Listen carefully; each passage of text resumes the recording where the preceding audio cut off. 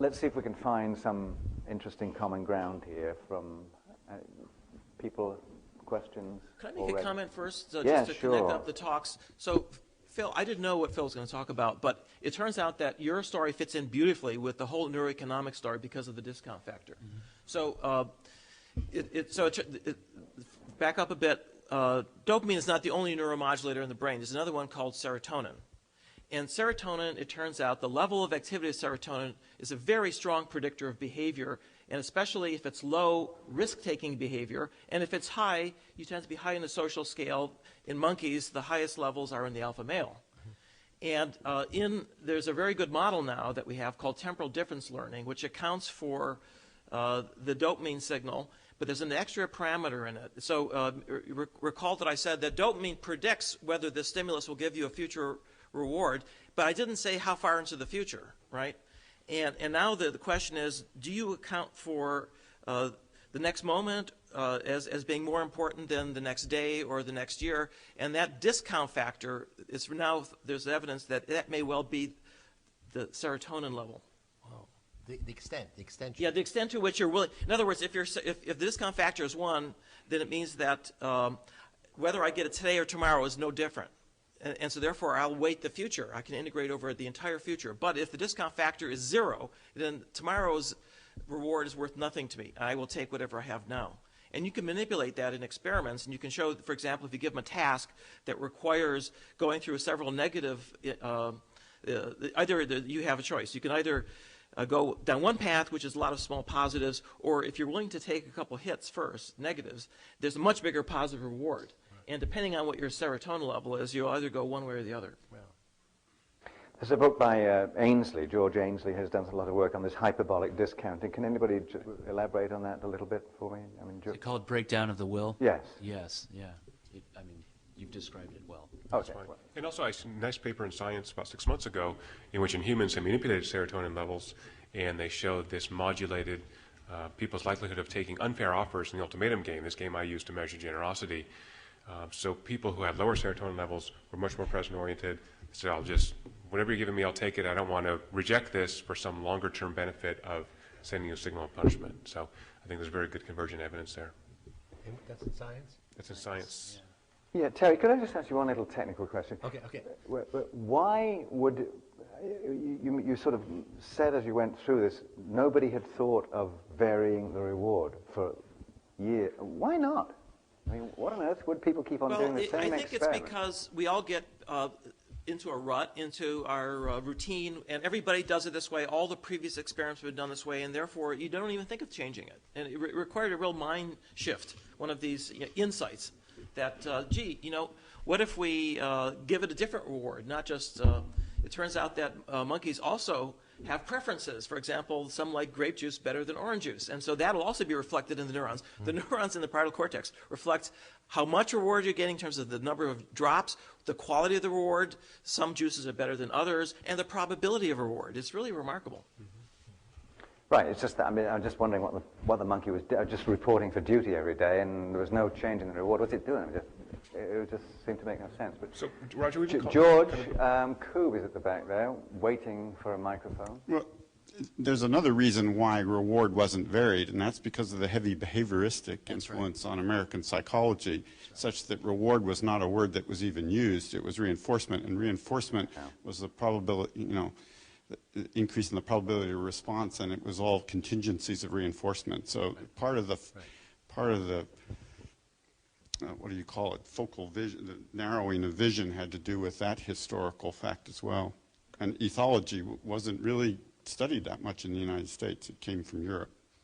So the parallel development in economics is that of revealed preferences, so using previous choice to predict current choice. Thanks. I actually didn't know. I just wanted to draw that out to show that how different shifts in science do happen. So we would call this rational rationality. So again, the organizing principle always is evolution, and the brain itself is an economic organ.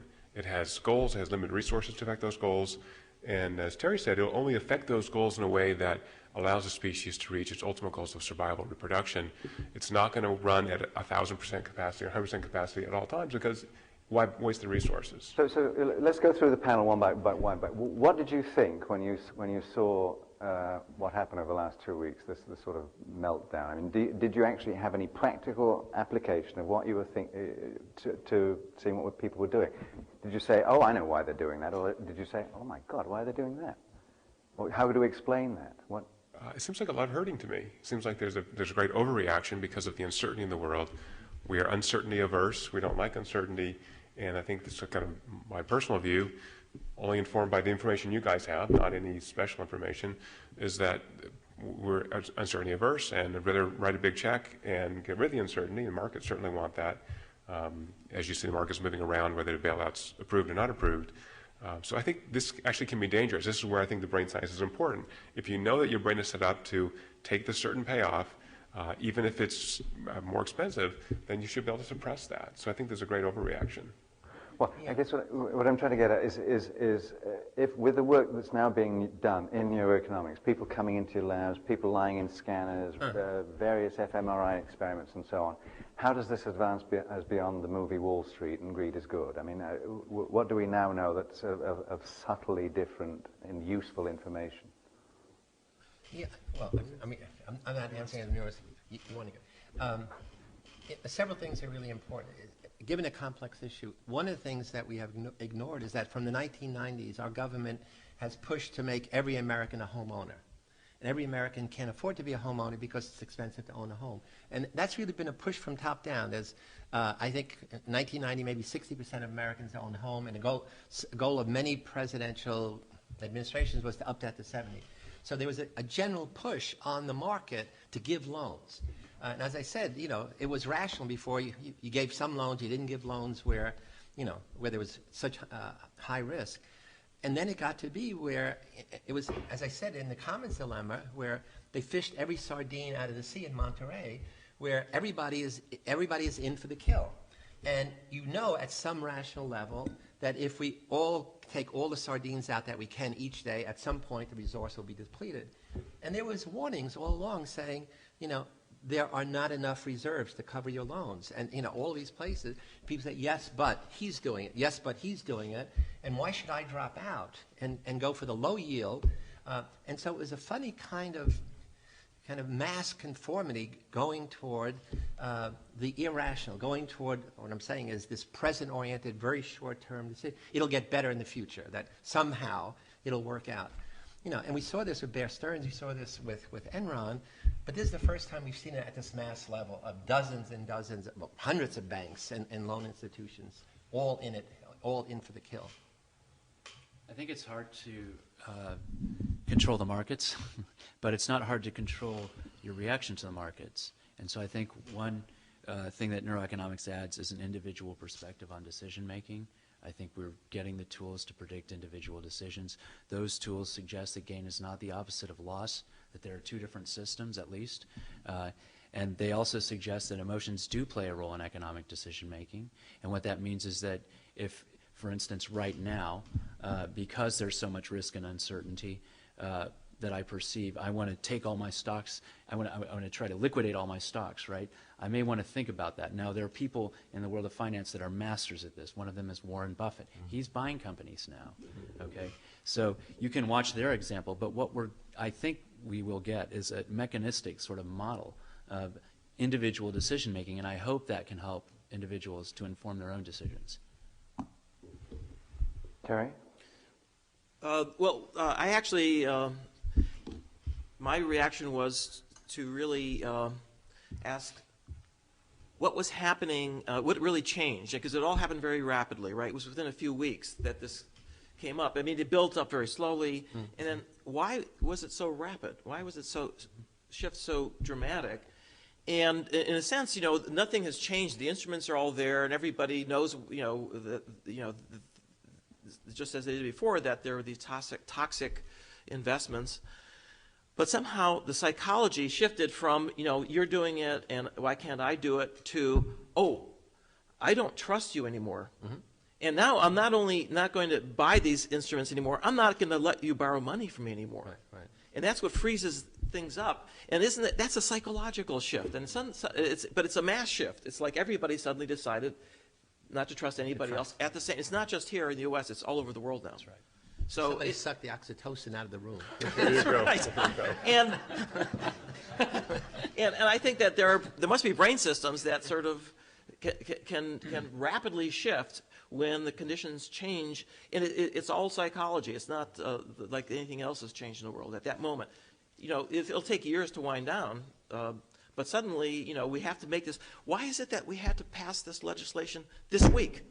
I mean, nobody ever explained why can't we discuss this for a few weeks? I mean, what's the reasoning there? I didn't see anything in the papers about, well, you know, if we don't do it this week, then the world's going to fall. But you know, it's not clear. Well, I think it's clear there's an election coming up in about, 5 weeks. Just a minute. There was also a PNAS paper recently, again, this has bearing on this, researchers at Cambridge looking at testosterone levels of traders on Wall Street. It was also reported in the Wall Street Journal, which caused some fairly rapid shifts in instabilities in the market. And at the end of the paper, and certainly in press interviews, the person who did the research, although he was not advocating this and being careful about saying it, said that he thought it would be different, talking about the testosterone level in the room, if there were more older traders and more female traders in that room, because that would change the dynamic in the room. It's an interesting thought. A short comment, anecdote, it might be interest you. We did use method that we use for analyzing recording, echo recording or subdural recording of epileptic patients. So we did correlations between the stocks and between the stocks and the index. And one of the things that you see, which is quite interesting, that the stock market all along, it started about 4 or 5 years ago, starts to behave very much like epileptic brain. When you have episodes of pre-seizures, of short periods of high correlation, very high correlation between the stocks. And if you analyze it, it seems that these high correlation are mainly attributed to the fact that each stock has a very high correlation with the index. If you subtract it, the correlations between the stocks are much lower. And one of the things that you mentioned some of the things about the stress and decision-making and the connection of other people. So I wonder if people did experiments like in the first lecture that you have reward, but in addition to having the reward, you also, the subject gets information about what other subjects are doing. So to imitate more closely the situation of the market, that you have a single subject tested, but it has information about other subjects as if they are tested at the same time. Yeah, so that's a great area of research. It's sort of going from expected value theory or expected utility theory to game theory. Paul knows more about this, but actually there are quite a few people looking at these game theoretic types of dilemmas and situations using fMRI and other methods. I'll let Paul say more about that. And what you find in that is what you would expect, which is people acclimate to what the group is doing. So if the group are being selfish, will be selfish. If the group is being cooperative, will be cooperative. That particularly helps if you have a lever. If I can ding the guy who's not behaving nice, he'll get in line almost all the time, except for my 2% sociopaths. They never get in line. Yeah, absolutely. So real money's on the table and exchanging hands. So you see a lot of this kind of herding behavior. And, you know, we're a social species, and we've developed these brains where we learn from other people. And it really makes sense that, particularly in areas we don't know a lot about, financial markets, they want to see what other people are doing. Having said that, I think, you know, the fourth horse of the financial apocalypse is the taxi driver signal. So I remember being in New York City in 1999, and the taxi driver who took me from the airport was telling me about the stocks he was buying. The same thing happened here in California, in which you know, everybody, my gardener had 3 houses. This is a classic definition of a bubble, because he doesn't know why he's buying houses, just everyone has to do it because prices seem to be going up.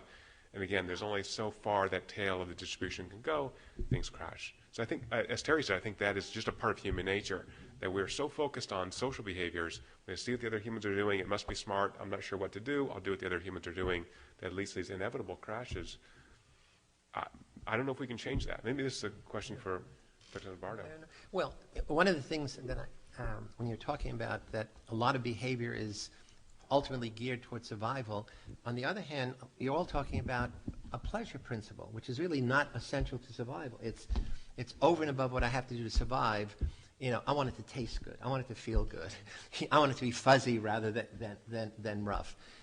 So I think there, again, pleasure centers in the brain from Olds and Miller, that I think at some deep level we know if I have to do this, it's going to help me survive. It's going to help me pass on my genes. But there's some other mechanism which is really geared toward how do I get the most pleasure out of life. It's not just a gain-loss thing. It's I want to enjoy whatever it is. I want to.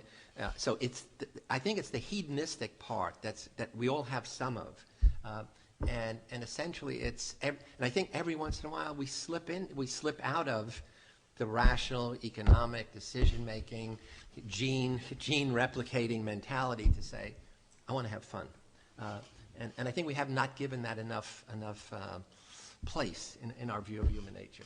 Mike Collins at the back there. Yes, a comment on the interesting discussion on market behavior, which I think is very, very interesting. And I picked up some things. I happen to make my living in the stock market, and I picked up some things from you guys that haven't been making it very well lately. But one of the things that's happening is there are times, sometimes extending over periods of several days, when most of the volume is being generated by various artificial intelligence experiments in some cases. They refer to it as algorithmic trading. It's something that myself and another fellow here in La Jolla have experimented with. So I think it'd be interesting when we're thinking about group behavior and we're thinking about how artificial intelligence is going to be affecting civilization in the future. It's an interesting experimental ground here on a daily basis when you're getting sometimes as much as 50 or 60% of the volume being generated by various dueling computers, if you will. So many of my friends in machine learning, and I am the president of a foundation that actually runs a big meeting that has over 800 participants every year, who are the people who are programming those machines. And what they tell me is absolutely fascinating. Which you're absolutely right that it can be completely automated, and with these algorithms you can basically keep track minute by minute. And the key is to be right there when new information comes in so you can take advantage of it. So you have to be actually on the floor or have connected with the company. Delayed information is just no good, Well, which is what we get. the other thing we have now is these vast baskets of securities Right. that can be triggered to hit the floor. Right. The minute it's the computer It's is second by linked second. to the order flow to the floor. But here's what they also tell me, which I think is really fascinating. They say that the algorithms, you train them up on past data, and you do that to predict the future. And inexplicably, suddenly, for reasons that no one can understand, suddenly the algorithms go sour. They don't work anymore. And that's one of these shifts that occur in psychology. Right? In other words, there's an additional element that has not reflected by what's happened in the past, which now has shifted everybody's goals or expectations, and now you have to start from scratch. You say, okay, now I have to wait and look and see what's happening and come up with a new algorithm. And it's not just one, by the way. They have hundreds, and they have to weight them depending on optimize the return. Since I've got the microphone, I'm going to be selfish for just a second and ask a question related to your discussion on morality. Over the years, when you see an article in the paper of someone from a low-income situation who finds the $50,000 in the paper bag on the bus seat and turns it in, so therefore behaving in a way that's notable, an after effect of that is getting very nasty phone calls, anonymous calls. That's anecdotal. I don't know whether it's true or not, but I've always thought it was notable that sometimes very good behavior pisses people off sometimes. Right. And Anybody have a comment on that? proportionally, poor people give more money to charity, charity broadly understood, including friends and family, than wealthier people. So I think there's perhaps more of a culture of giving because you're more at survival level. You actually need to depend on your neighbors more than maybe some of us in this room do. Interestingly, my writing partner's book is British, and I was on the phone with him a couple of days ago, and he was crying. He's a very creative writing guy. We don't cry. And there's a British TV show that was handing out awards to citizens who had done heroic deeds, and the presenters were Beckham and Michael Caine, and these very famous people. So somehow we have developed these institutions to lionize people who go to great risk or great expense to help others. I think that's an interesting behavior. Why would we do that? Why do we care that the truck driver pulled his partner out of the truck that was on fire? That actually is very compelling. I think that's the kind of binding agent that we see that Thomas presents to us. Yeah, I want to just follow up on that. It's a slight tangent. As you mentioned, Peter mentioned, I've been enmeshed in evil. With the Stanford Prison Study, I was an expert witness in Abu Ghraib prison situation. And I wrote a book, The Lucifer Effect. But now I'm getting out of the evil game, and I'm focusing on heroes. The sense that heroes are the antidote to evil. And the notion is, in order to be consistent, I'm arguing that most evil is done by ordinary people put in a situation that pushes them in that direction. And therefore, I have to argue that most heroes are ordinary people who are in the same exact situation that's pushing some to become villains, and they choose the heroic thing. We know nothing about the heroic decision moment. That everything we know in the psychology of heroism is really retrospective interviews of Christians who helped Jews, weeks, months, years later. And so this is where I think scanning can come in. Essentially, not only moral decision making, but really in the scanner, putting people in a situation where they have to, because to be a hero means you're behaving sociocentrically on behalf of someone else. You're taking an action knowing that the costs to you are probably higher than the gains. That is, for me, to be a hero, it's you're doing something where you know whether you're a whistleblower, whether you're taking a physical risk. And there are impulsive heroes and reflective heroes. Like whistleblowers are reflective. You have to collect data versus you jump on a railroad track to save somebody. But we really, as far as I know, all the literature I've looked at, we know nothing about what goes in the brains of people who are anticipating to do or not to do, take action or not take action. So for me, this is really, it would be an exciting area for people like you guys with an empty scanner. I think all the prediction, reward, decision-making, risk stuff, I think we'll find that being elaborated a little bit more in the next session as well. We're running a bit late, so we should probably go to a break at this point. If you can come back in 10 minutes, that'd be great. Thank you to the panel.